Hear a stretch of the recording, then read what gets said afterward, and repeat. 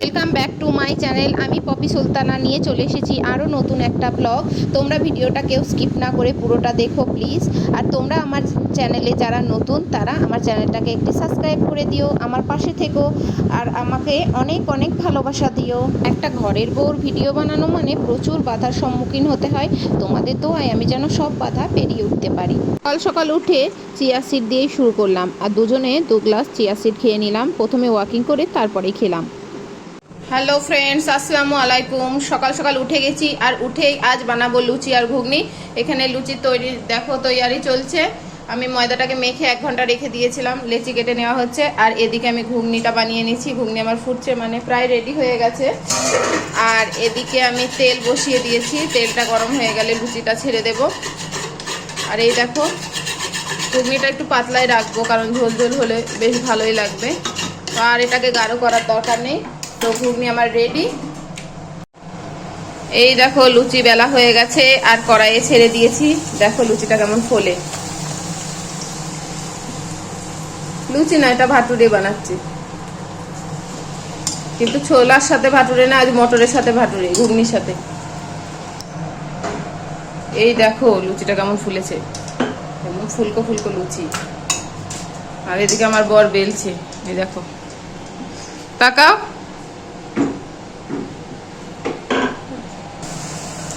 লুচি একটা তৈলাক্ত জিনিস, কিন্তু লুচি আমাদের বাঙালিদের খুবই প্রিয়, কিন্তু আমার বরের মোটেও প্রিয় নয়। লুচি বানালে কখনো একটাও খায় না, কিন্তু আমার ছেলে মেয়ের খুবই প্রিয়। তাই ভেবেছিলাম আজ লুচি আর ঘুগনি হবে। আমার ছেলে কবে থেকে লুচি লুচি করছিল, আর বাড়িতেও মেহমান এসেছিল, মানে আমার ননদের মেয়ে। তো যার জন্য সকাল সকাল বানিয়ে নিলাম লুচি। আর লুচি বাচ্চাদের খুবই প্রিয়, তোমরা সবাই জানো।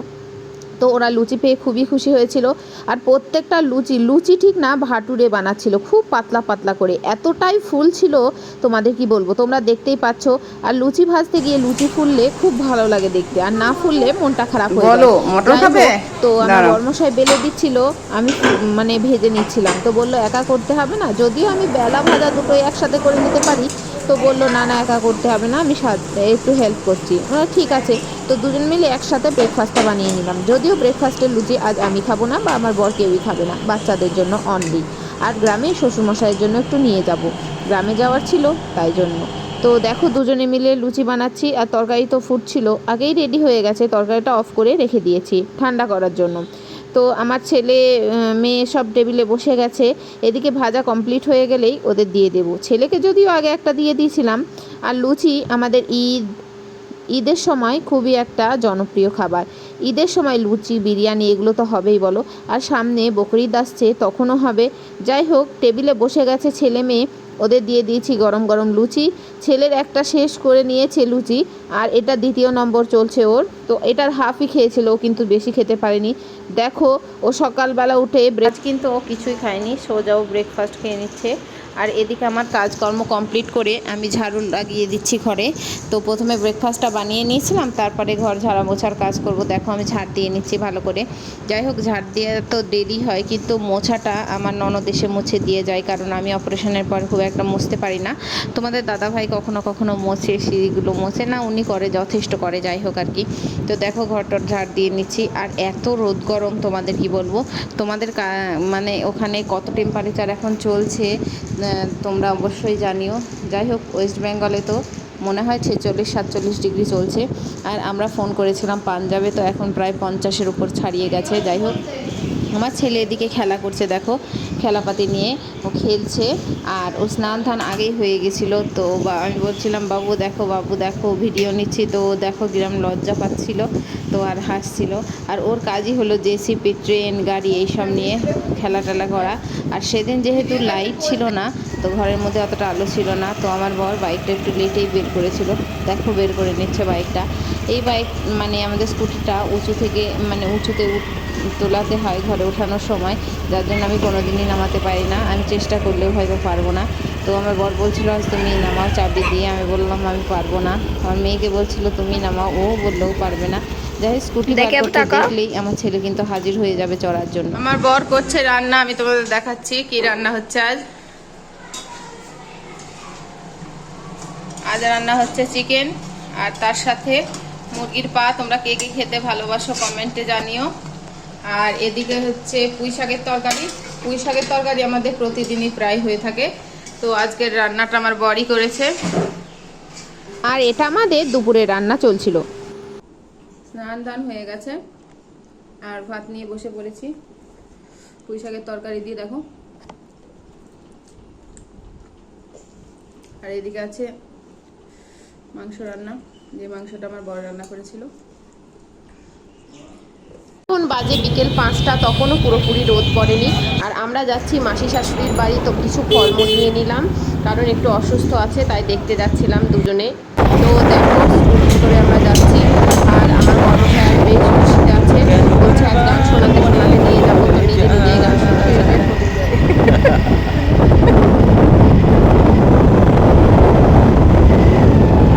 क्या इस गली में कभी इस गली में कभी तेरा जाना हुआ, जहाँ से जमाने वो गुजरे जमाना हुआ, मेरा समय तो वहीं पे है ठहरा हुआ, बता दो तुम्हें क्या मेरे साथ क्या क्या हुआ। আসার পর আমরা একটু হাঁটতে হাঁটতে ঘুরতে বেরিয়েছিলাম, আমি, আমার ননদের মেয়ে আর আমার মেয়ে ছিল। তো আইসক্রিম খাওয়ার উদ্দেশ্যে গিয়েছিলাম। তো প্রথমেই দেখো ওরা আইসক্রিম ফুচকা খেয়ে নিয়েছিল, তারপরে আইসক্রিমের দোকানে যাব। মেয়ের আর ননদের মেয়ের খাওয়া হয়ে গেছিলো, যেহেতু আমার ডাক্তারের বারণ আছে, তো আমি সেরকম খাইনি, একটাই খেয়েছিলাম। এবার আমার বর্মশাই খাচ্ছে, বলছে 10 টাকার খেয়ে দেখবো। তো আমি বললাম খাও, এখানকার মতো ফুচকা তো ওখানে পাওয়া যায় না। যাই হোক, ওখানে ফুচকা উনি খায়ও নেই। তারপরে চলে গেলাম আমুল সেন্টারে আইসক্রিম কেনার জন্য। দেখো আমুল সেন্টারে ঢুকলাম।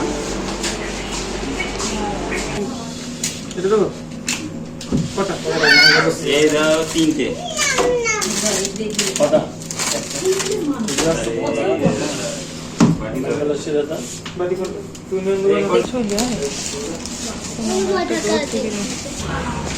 তাইমা দেখা তারপরেই আইসক্রিম নিয়ে বাইরে এসে গেছি। নিয়েছিলাম 3টে চকোবার 3জনের জন্য, আর একটা ছেলের জন্য বাটি নেওয়া হয়েছিল, কারণ ছেলে চকোবার গায়ে টায়ে মাখিয়ে ফেলবে একেবারে।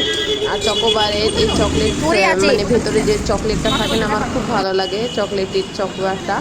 35 টাকা করে নেয়। যাই হোক, পুরো চকলেটে ভরপুর, তো এটাই আমি বরাবর খেতে ভালোবাসি, তো খেয়ে নিলাম। আর এদিকে মেয়েও খাচ্ছে। আর রাত্রে রাস্তাঘাটটা দেখো পুরো অন্ধকার চারিদিকটা। তো আজকে একটু গরম বেশিই ছিল, তো ওই জন্যই আইসক্রিম খাওয়ার সিদ্ধান্তটা নিয়েছিলাম, কারণ গরমে আইসক্রিম খেতে ভালো লাগে। কিন্তু আইসক্রিম খুব একটা ঠান্ডা জিনিস নয়, যদিও ওটা বরফের তৈরি। যাই হোক, পেটে গিয়ে ওটা গরমই করে।